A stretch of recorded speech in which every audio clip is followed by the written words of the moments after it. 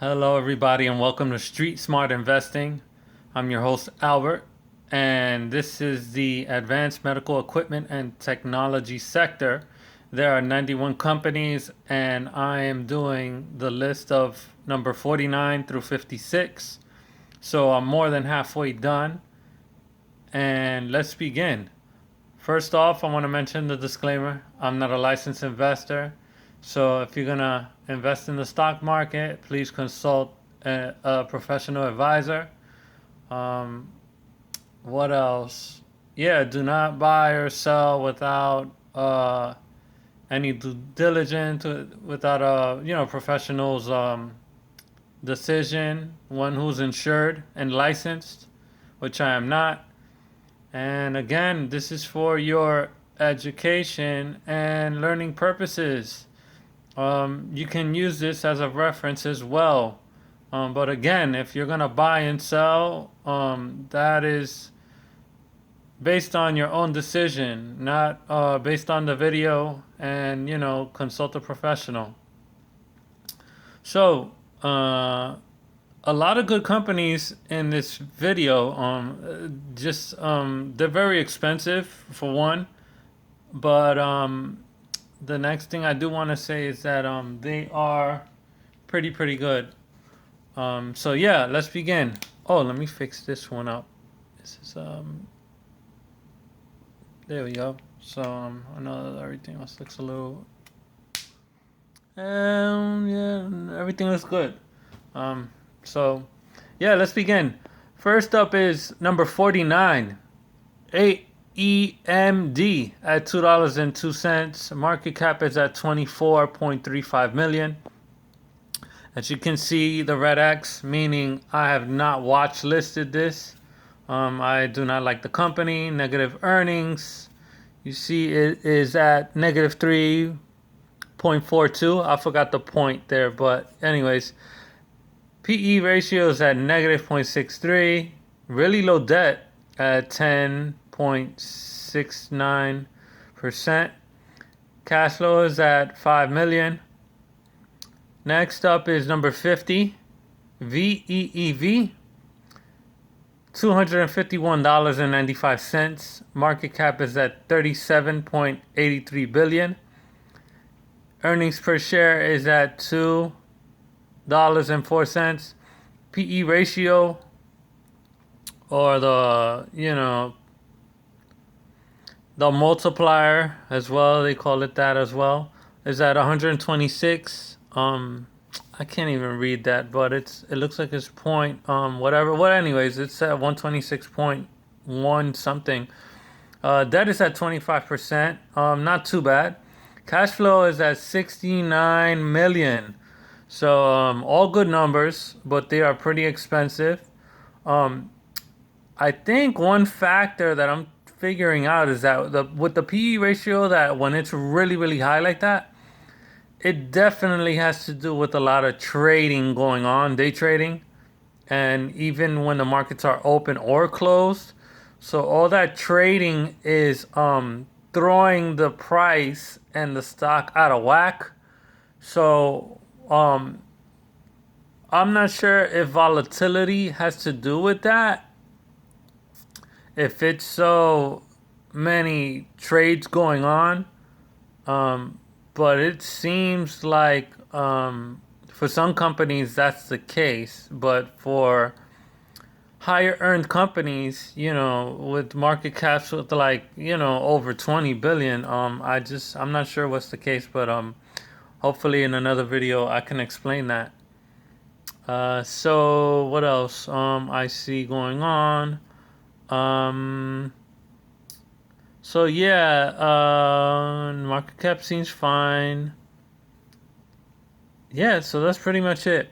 So next up is number 51, ILMN. It is at $382.20. Market cap is at 56.19 billion. I checked that one as well, meaning it's good for a watch list. Earnings per share is at 6.34. PE ratio is at 61. The debt is at 36 2.17. Cash flow is at 800 mil. Next up is BNGO. 89 cents. Market cap is at 74.68 million. Not watch listed. Earnings per share is at negative 1.87. PE ratio is at negative 0.48. Debt is at 122. Major flaw.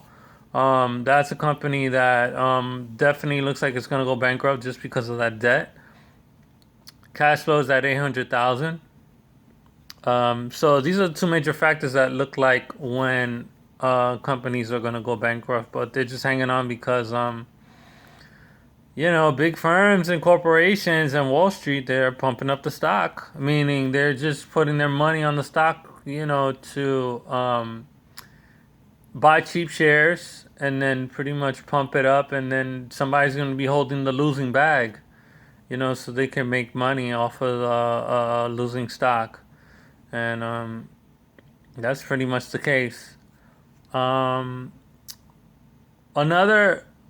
major factor and insight that I do want to mention is that I found out about retail investors. I am a retail investor, but I'm not dumb, which is why I made the channel to educate other people as well. And so what I want to say is surprisingly and supposedly 15% of the stock market is retail investors, and pretty much the other 85 are big firms and corporations, institutions, and everybody else who make up the movement and pretty much the stock market. So yeah, that's pretty much it. And again, this is a fundamental analysis, and as if with the with some of the stocks, especially the losing ones, every once in a while I'll mention if they have good technicals, but again, it's not something I'm gonna do with this video with this sector, but in the upcoming ones, I might mention if they're good. Based on fundamentals and technicals, overall. So that's something I'm really looking to get into to share with you guys, and change this up a bit, my format, because I'm sure you guys already know the status and what to look for and what not to look for, and how to decide a good stock based on what I showed you guys anyway. So yeah, that I'm looking forward to doing a new format and always switching things up so you guys learn different things. So next up is the letter A. I don't know what it stands for, but I'm surprised it's a one letter stock symbol, because usually there are at least two. At least two. The minimum I've seen three. Usually, I've never seen one letter stock symbol. But yeah, they're at $94. Market cap is at 29 billion. Earnings per share is at 2.17. PE ratio is at 44. The debt is at 49.6. Cash flow is at 200 million. They look like a good company. I know. Excuse me. I know that it is very hard to find cheap companies. And when I say cheap, it can vary, because cheap to me might be different when it's cheap to you. So that's something that has to be addressed. And I don't know, that's something probably to be discussed. But I think any cheap stock around, I'd say the $25 range to the 50 range, it's still pretty cheap. But again, stocks under $50 are still hard to find and manage as growth stocks, especially in the condition of the stock market environment that we're in and the state that we're in. So it's really hard to see from both sides the spectrum, from a fundamental analysis and technical. And I'm just trying to use psychology as well, because it's a hard market to decide in right now. Large caps are not too hard for me, but especially the small caps are really, really hard for anybody. And technicals, they're definitely short term, definitely 3 months or less, but they're just very, very out of whack. So yeah, it's just it's tough in the small space, small market cap. So next up is number 54, TMO. It's at $406.38. Market cap is 160. Earnings per share is at 4.31. PE ratio is at 43.64. Debt is at 51%. Cash flow is at 300 million. Next up is NVIV. It's at $1.62. Way too cheap, but it's awful.